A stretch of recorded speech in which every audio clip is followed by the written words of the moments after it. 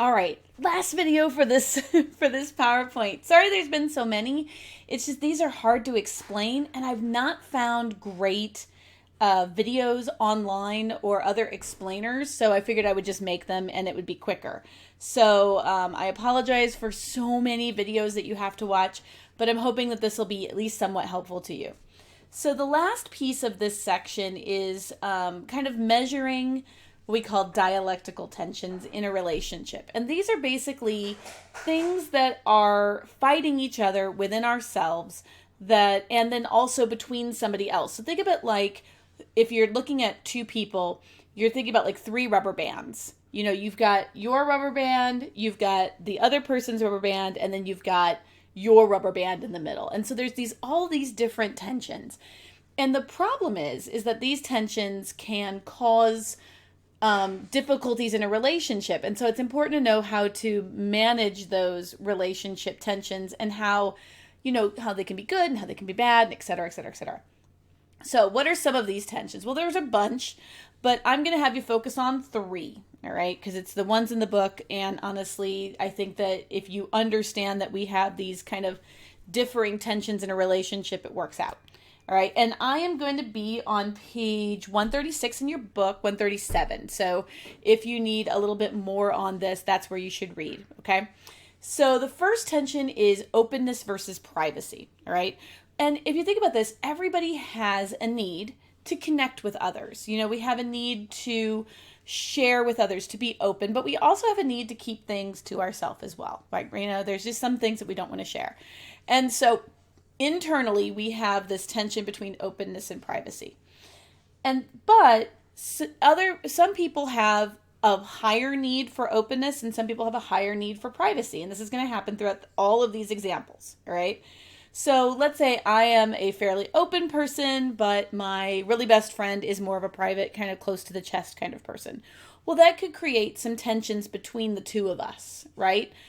Also, though, a lot of times within our own selves, we can have tensions, you know, where we are sometimes feeling the need to be open and sometimes feeling the need to be private. So the thing that's crazy about these dialectical tensions is that they're always kind of moving and pulling against each other, which is one of the reasons why we get into conflict, which starts to lead us into the next section, all right?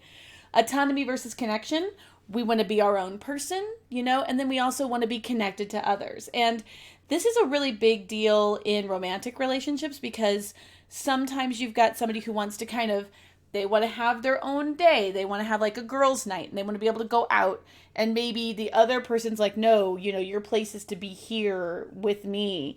And that, I honestly see autonomy versus connection as one of the biggest tensions in romantic relationships, primarily between people, and especially in a new relationship. How much togetherness is the right amount of togetherness? How much autonomy is the right amount of autonomy? And mediating that can be a real struggle, okay? And then there is novelty versus predictability. We all want novelty. Think about it. While we're all stuck in social isolation, we're stuck in quarantine, we are just swimming with predictability, right? We know how every day is going to go. We don't even have the novelty of the weekend for most part, you know, where we don't have to work, you know, because we're either working all week or we're, you know, not doing very much at all. And so it can feel very monotonous. We want some novelty, something new. But we also don't want everything to be brand new because change can freak us out and we can have varying levels of anxiety to change. So, and there are some people who are planners. Like think about people who plan vacations, right? If you're a person who likes to plan your vacation and you are like, I know where we're going to stay. I know what we're going to do. I know how many miles it is. I know what we're doing on day 1, day 2, day 3, day 4, day 5. Okay. That is someone with a very high need for predictability. And then you have maybe the other person in the relationship who's like, let's just pick a direction and drive. Well, they have a very high need for novelty. And so you can see how that can cause tension in a relationship, right? And so the way that we manage these tensions, we got a couple of different options. And again, these are in your textbook, but I want to kind of give you some examples. Temporal selection or alternation.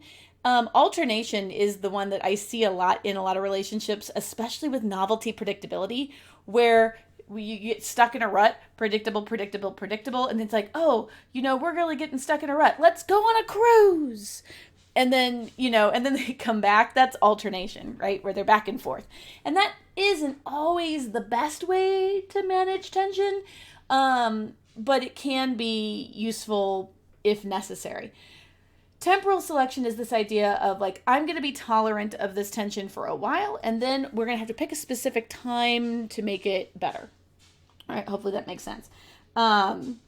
And I think that happens a lot in new relationships where you're like, oh, this is really annoying. I really want some space, but I'm going to tolerate it for right now and hope that it gets better.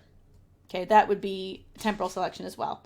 Topical segmentation is where you say, okay, when it comes to this part of my life, I'm putting my foot down. I need this. Okay, and if you look at your book, it says, choosing certain topics that you're going to satisfy, and then not on the other ones. So for example, maybe you're working on this openness versus privacy, because this is honestly where I see the most of it. And you say, look, I am comfortable, talking to you about this, but when it comes to my finances, I want to keep those private, or something like that. I had one person who said, and this was about autonomy versus connection. They're like, I am totally cool with being together a lot, but Wednesday nights are going to be the night that I do my thing. I've got a girls' night, and, you go do whatever it is you want to go do. So that's also topical segmentation, where you say, okay, this piece right here, I'm going to pull this out, and this is the thing that's going to help me fulfill that need. Okay. Then the other one is neutralization. This is compromise. This is where you say, okay, I know that, you really don't like to plan vacations, but what if, okay, I will plan where we're going to stay, and I'll put together a list of some possible things, and then you can pick from that. And then we can pick, kind of based on that. And we'll leave one day where we just do nothing but wander. That would be, kind of the idea of neutralization or compromise, where both people are comfortable kind of having a little bit less of something.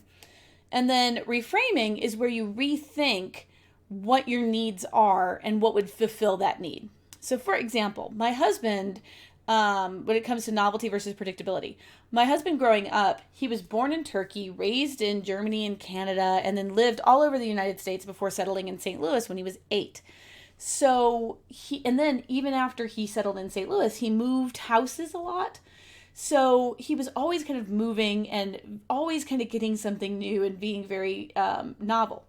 Well, I'm kind of a homebody, and also my mom is here, and so I've never lived outside of St. Louis. I've always lived in the state and in the city. And so when we got together, I was like, hey, while my mom is alive and here and kicking, I want to be here with her because she, I'm her only kid, and, I want to be here for her. And so we really sat down and talked about how can we fulfill his need for that novelty while I have this hardcore need for this predictability in this particular case. And so what we decided to do was try to take vacations often, and then recognize when we were getting stuck in ruts and try to do something different or change up a habit or do something with the house to kind of make sure that we're both staying happy. And so that's cognitive reframing or reframing, where you kind of rethink what your needs might be in that particular situation. And so these are all different ways that you can manage those tension points in a relationship.